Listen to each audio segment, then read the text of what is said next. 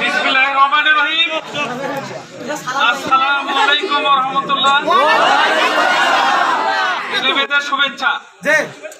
সম্মানিত কোসপুরি প্রাথমিক বিদ্যালয় এলাকা প্রথমেই ধন্যবাদ জানাচ্ছি যে আপনারা আমাদেরকে সার্বিকভাবে সহযোগিতা করে আজকে ফলাফল ঘোষণার সুযোগ করে দেওয়ার জন্য মহান আল্লাহর কাছে দোয়া আমরা খুবই ক্লান্ত। আমার ফলাফল ঘোষণা করছে আমার অ্যাক্টিভ প্রিজাইডিং অফিসার জিয়াউল হক। আসসালামু আলাইকুম।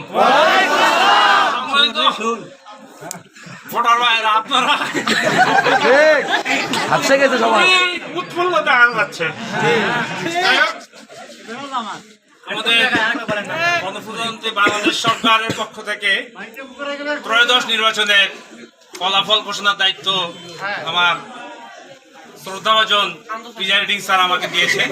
এক্ষেত্রে এখন আমি আপনারা কেউ কথা বলেন না, আমি আপনাদের সামনে আমাদের কেন্দ্রে যে ভোটগুলো পড়েছে তার ভিত্তিতে আপনাদের কাছে ফলাফল ঘোষণা করছি।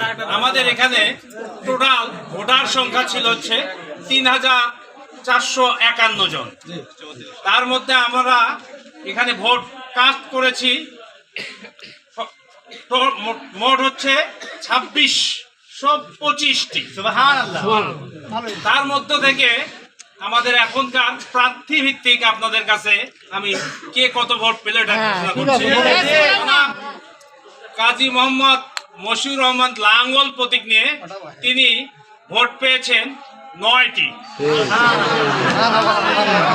২ নম্বরে আছেন মোহাম্মদ শামীম কায়সা লিঙ্কন ধানের শীষ প্রতীক নিয়ে, তিনি ভোট পেয়েছেন ১,০৯৩। আতোয়ারুল ইসলাম কোদাল প্রতীকে ০ ভোট।